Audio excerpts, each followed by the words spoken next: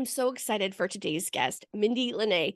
Mindy is the mind surgery method practitioner. She's a business coach who helps successful entrepreneurs up-level their lifestyles and businesses by guiding them on a destination to new perspectives and experiences. Mindy's expertise lies in her understanding of the mind and dynamic experience of entrepreneurship. From doctors to health coaches to network marketers, realtors, insurance and investment agents, even seven-figure sales and marketing teams, Mindy has helped so many of them. Please welcome Mindy to the show. How are you? So good. How are you doing? Good. I'm so excited to talk about this because I think this stuff is so fascinating. So let's kick it off with, how did you end up in this line of work? Yes. So, like most of us that end up in what we're doing, it's because we went through it. And Yes. then we're like, this is awesome. Now that I am on the other side of it, it's my passion to help other people learn what I learned. Um, Absolutely. and yeah, kind of like with what we've been entrepreneurs for 20 years. And with me, I've been in various sales careers and did about 12 years of door-to-door sales and business-to-business sales.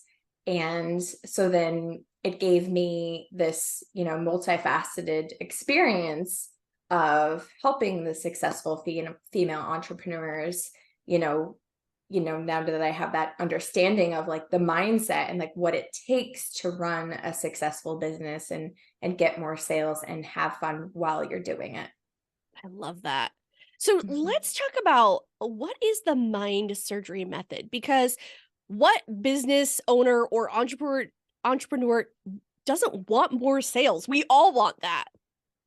Exactly. That is the life force of business. So the mind surgery method is actually a combination of neurolinguistic programming and mental and emotional release. And to distill that down out of, the scientific language, it is clearing what is stopping you. Because we all in our mind have what's called the gestalt, which I like to refer to as like, a glass of water of your emotions. And it just fills up and fills up over the years with experiences and events. And, we clear out these events and negative experiences and decisions that were made before the age of 7. And so we clear those out. We clear any limiting beliefs of, like the common, like, oh, I'm not good enough to do this situation. And then we create these new supportive beliefs that are actually getting your subconscious mind on board with your conscious mind. So it makes it so you're working smarter, not harder, towards your desired destination, with what I like to call it. Wow. And there's probably so many things that you probably run into with us as entrepreneurs that I'm sure they're different situations, but there's probably a common through line with that. What do you think are the most important factors that affect us in, or maybe are holding us back from making more sales as entrepreneurs? Yes, you're totally right with the through line. And what I find is that that through line is fear. And you guys have probably heard this before, but fear, the acronym of it is false evidence appearing real. Because your brain actually doesn't know the difference between, like a lion chasing you down the street versus like an email that came up that kind of like jars your system. And so it's like the same response. And so then you have this fear response. And instead of you being like, oh, like that's not a lion, that's just a little contrast, it stops you from actually going to get that sale in a confident way. That is just like, I just think about all those times that I have gotten that email and I'm like, it really wasn't as big of a deal as I thought it was, but obviously there's something that's hmm underlying. And that's probably true for so many people that you work with. There's probably so many things that come up that you're like, oh, I've seen that before. Yes. What are Yes. some strategies that we can use to help identify that and make it easier for us to not have that? Because I guess it could probably look like procrastination of like not even opening the email when you get it, right? What are some different strategies that we could use? Yeah, I mean, the most simple one uh would be, to kind of, instead of be so in your mind, is try to get back into your body. And the easiest way to do that is to use your breath. So like take a deep breath, and like not from your chest, but like from your belly, to actually shift your nervous system out of fight or flight into rest and digest, so you can actually think clearly, is a big way to, realize, oh, the fear isn't real. It's just in my mind, in my inbox. So true. Well, and I wasn't there a study done where it said like people that are like work from home, or I don't even know if it was just, or if it was just workers, but they were saying like how many times we forget to breathe because we're either Yes. focused or stressed or whatever it might be. But when Hmm. you said that, I was like, there's probably so many times that we just forget to even like breathe on a consistent basis. Yes. Yes. Or do it the wrong way, which is silly that we don't know how to breathe correctly. But it's a real thing. Yeah, absolutely. Now, so we kind of talked about a little bit about some of the common mistakes, but what are some ways that we can use this method that will help us build trust and credibility with our potential customers? Yes. So I would say, just in general, kind of like the DIY factors, without, doing the subconscious work that requires a practitioner, is like, it's really getting in tune with like, what is your energy? What is your emotions? Because as you know from living day-to-day life, like you can tell when someone's in a bad mood, like you don't want to be around them. And you can tell when someone's in a good mood and they're really passionate about what they do, and you gravitate towards them. So it's like getting clear on like, how are you showing up? That is a big factor in business. The other thing, which you probably remember, the great OG Zig Ziglar, right? Mm-hmm. Yeah. So he has this coined phrase with him, and it's, what's in it for me? So with, staying in, you know, the reality of like, you're here to serve your clients and customer.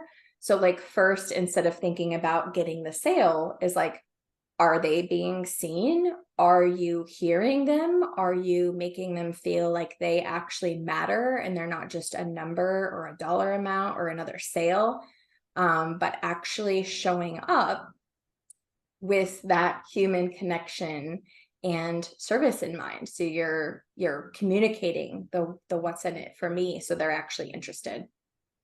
You know, I was thinking the other day, there was like so many stressful things that were happening to me at one time. And I was about to get on a call with a client, and I was like, okay, I need to like take a second and refocus and recenter, because this person that I'm about to talk to doesn't necessarily care all the chaos that I encountered before I talked to them. Like, they probably have a bunch of chaos going on in their own life. They're reaching out to me because they need help with something specific. And if I'm all scattered and all over the place because of what happened, like, that's not going to be of service to them. So, Mhm. really, like, kind of like reframing it, giving myself a second to be like, okay, focus on what you're about to do. Whatever happened before, it's time to let it go, at least for a couple minutes while you talk to this new person. And I think there's so many of us that that happens Mhm. to, because we are just so like, it's like, what's next? What's next? Like, this world that we live in with social media and emails and all these notifications that we get. It's like there's so much coming at us to be able to just like pause. I mean, that must be so freeing for your clients, right?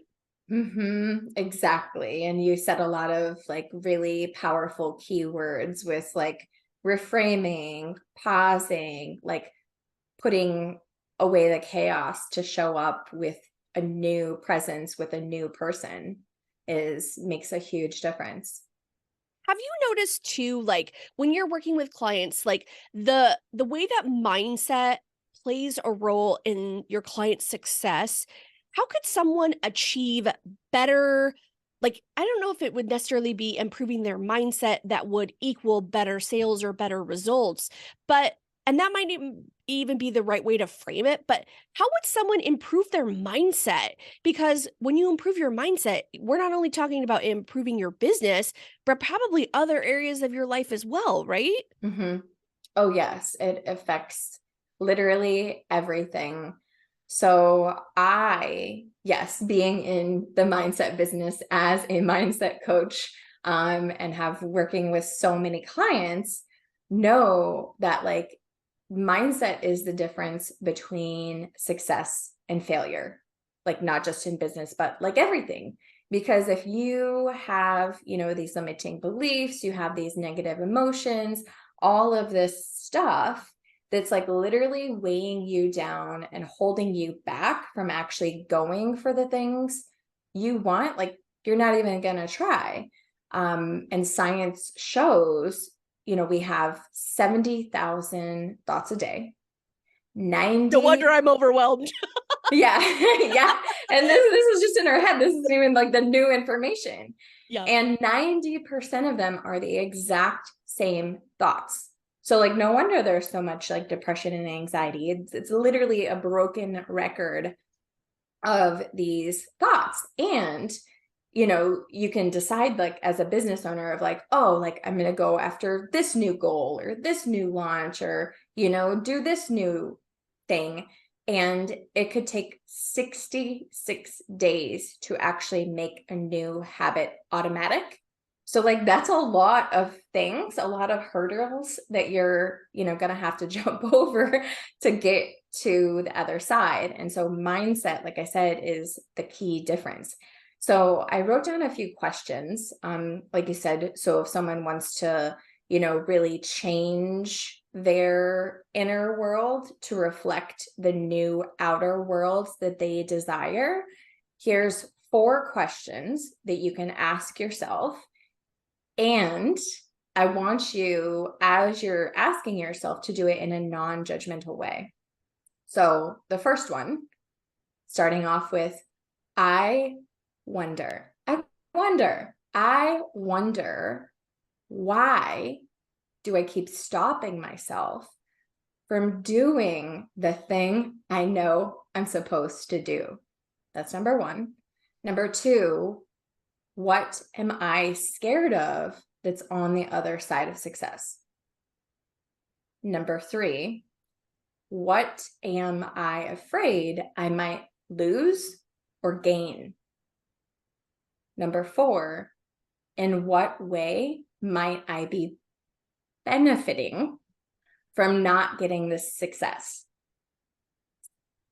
And so those are very, thought provoking questions that like help you get to the truth of like what's under the fear, what's under the anxiety, what's under, that hurdle that's stopping you.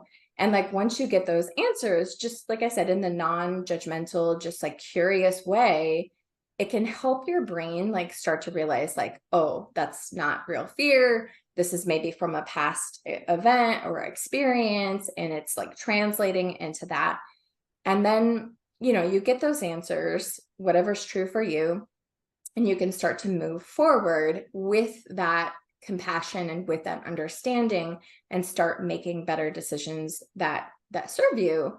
And all the while, like visualizing yourself as if you already have that success, as if you already have that sale. You've already achieved that milestone in your business, and you see yourself celebrating, and you see yourself on that all-inclusive luxury paid vacation or whatever it is. And that can help your brain really, move forward in a way that's like calm and aligned, because it seems comfortable to your brain when you see yourself have already done it. I love so there was a couple keywords that I picked up on, and one of them I think is something that we as entrepreneurs we have for other people, but we don't have for ourselves. Cause I always tell Mhm. people, like, I never realized how big of a bully I was until I like listened to the way that I talk to myself.